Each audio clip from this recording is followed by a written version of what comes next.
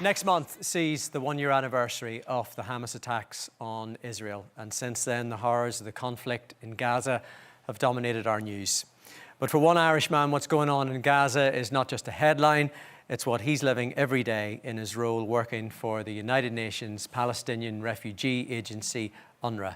Next week, he leaves his family here in Ireland once again to continue his work in one of the most desperate and dangerous places on earth. But tonight, he is here to share his story. Please welcome John Whyte.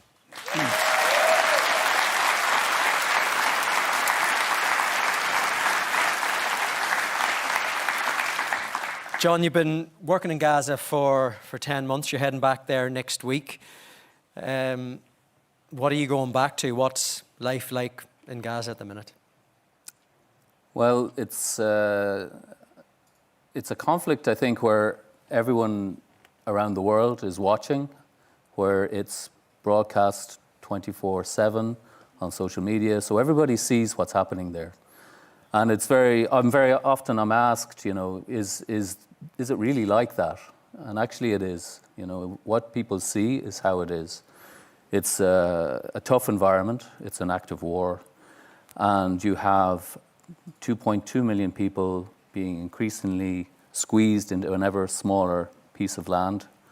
And our role is to be there to try and give them whatever support we can in terms of food, non-food items, education, when we can, health, other types of social supports and services.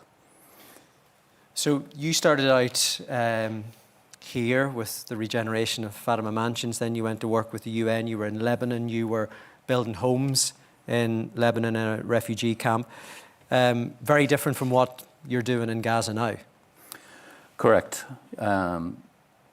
So my background working in Ireland in the inner city from around 2003 to 2013, I was the CEO of the Regeneration Board, the Fatima Regeneration Board, which was a pioneering social partnership between this local authority, Dublin City Council, and community voluntary organisations and other statutory agencies, where we basically demolished and rebuilt a deprived local authority flat complex, but also put a lot of effort into social regeneration as well as physical regeneration. And that was kind of similar to what you were doing in Lebanon, rebuilding a refugee camp, but all bets are off when you're back in Gaza. It's all hands to the pump. How hard is it? Yeah, I mean, in Lebanon, it was a post-conflict reconstruction of a camp that was destroyed in 2007. And at the time, it was and remains the single largest project ever undertaken by the agency. But we were dealing with maybe 5,000 families, maybe 21,000 people, budget of 345 million, but nothing on the scale of what we're seeing in Gaza. I think I read a statistic recently that if they even tried to remove all the rubble, it would take 100 trucks, 14 years to remove all of the rubble that's been generated so far in the conflict. So you just get an idea of the scale of the devastation and the scale of what lies ahead in terms of trying to rebuild this shattered, community. You're giving us some of the statistics in Gaza. What's it like when you're trying to do your job? It seems that no one is safe. Are you safe? It's correct that no one is safe. Of course, we have a team as a UN agency whose job it is to try and manage the risks, try to minimize the danger, try to keep us safe as we go about our work. And they are a fantastic team. And I have to pay a lot of tribute to their behind-the-scenes work, which makes what we do possible on a day-to-day basis. But, there can be no illusion that moving around Gaza is safe, is easy. And, there are constant changes militarily on the ground. There's evacuation orders. At a moment's notice, we have to be prepared to take everything and just leave, because that's always the possibility, that things can deteriorate very, very quickly. Things change within minutes, and we have to be always prepared. Whenever you're dealing with both sides, because your agency is dealing with Hamas and you're also dealing with the Israeli government as well, you have to tell them where you're going to be set up. Yes. Yeah. So we have to coordinate, like as in any UN agency, in any conflict situation, we have to work with all parties to the conflict. That's just a necessity for us to be able to do our job. So we coordinate very closely with the Israeli authorities. All our movements are coordinated or notified. So there's a very strict protocol for actually managing movements so that, they know exactly where we are at any particular point when we're involved in an aid convoy, when we're actually moving or visiting a hospital or visiting one of our shelters. So it's always about trying to minimize so that they know our locations and that, we can be somehow kept safer. But even when you do that, things go wrong. Yes, of course, sadly. I think the world is well aware that, many people have lost their lives. Humanitarian is the most dangerous place to be a humanitarian worker.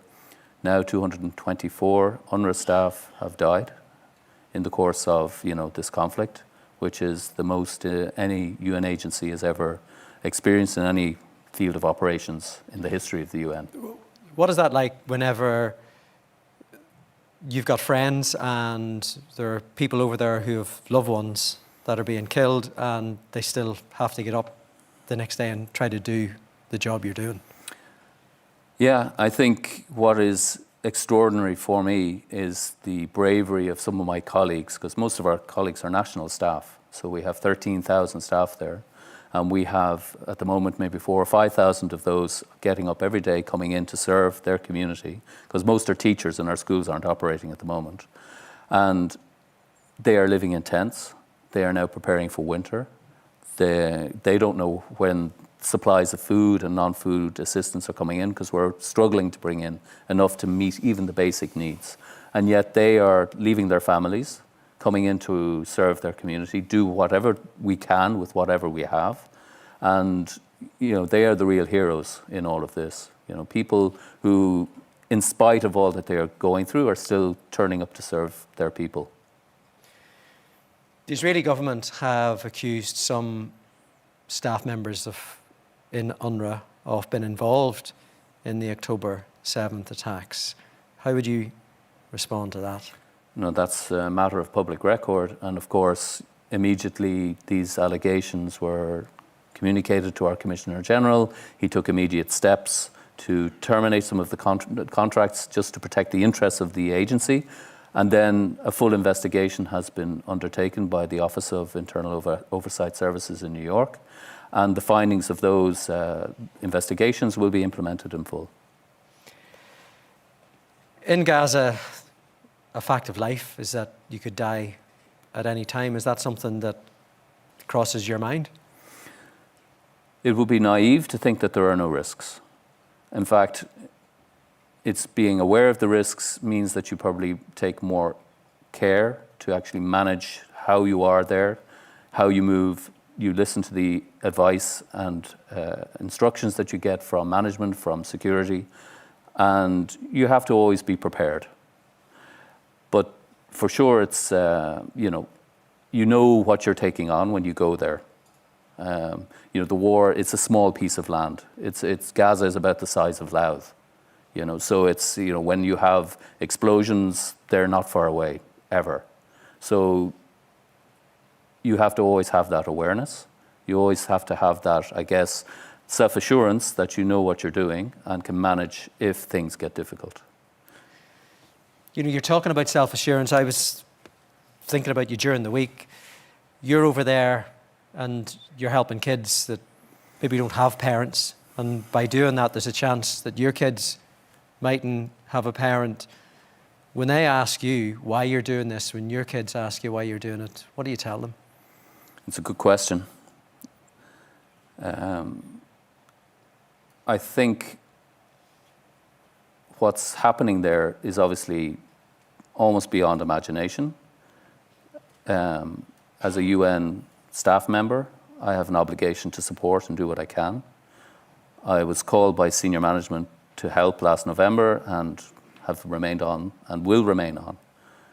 It's not without risks, but at the same time, it's in service of, one of the worst humanitarian situations that the world has experienced. So I believe I have a moral, personal, ethical, whatever you like to describe it, duty to do what I can.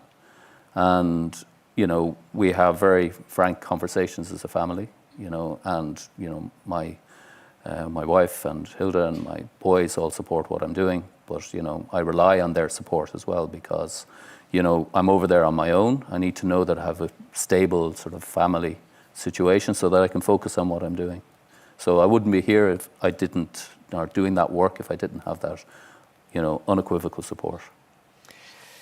You've worked in Lebanon in the news again today. Irish peacekeepers are on that southern border with Israel. Do you fear for them? I think the Irish Army has a lot of experience, and I think they will be well prepared for this situation. But of course now, it's an extremely volatile and difficult environment that they are in. They're there to keep a peace. At the moment, there is no peace to keep. So they have to now somehow protect themselves and wait for a time whenever they can resume their duties. But for me, it's somehow an awful parallel to see unfolding in South Lebanon, what we have been seeing in Gaza since October. Lebanon has always, or been for many years, a fragile state, and this is the last thing that they need at this stage, having come through, the economic crisis from 2019, the Beirut port explosion of 2020, COVID like the rest of the world, but in a weakened condition, and then really struggling to try and recover from all of those things. And now, even this evening, we have explosions in southern Beirut. I have colleagues, of course, that I worked with there for 9 years, and they, are right beside these explosions. And I'm messaging them to say, stay safe. And they said, how can we stay safe? And I don't have an answer for that, because the reality is now increasingly in Lebanon, and southern Lebanon especially, there is nowhere safe. The Taoiseach was in New York this week, pledged his support for the Palestinian people. Do you have any hope that support like that can change things? I think you always have to have hope. Even in the darkest of days, you have to anticipate that one day there will be an end to this violence, there will be a ceasefire, and that in time there will be the grounds for some sort of durable political solution. And that's our job in the meantime, is to turn up to support in any way we can, and to try and create, at least on the ground, some sort of a safer space and more supportive space for these families, and to bear witness to what they're going through. And I think it's important that the world bears witness, because I think these conflicts can, so easily become forgotten because of everything else that's happening in the world. And I think, UNRWA in its role has been, the witness for the situation of Palestinians, in the different fields of operations that I've been in. And I think it's a critical role for us to play. John, when you're heading back to Gaza this week, we will all be thinking about you.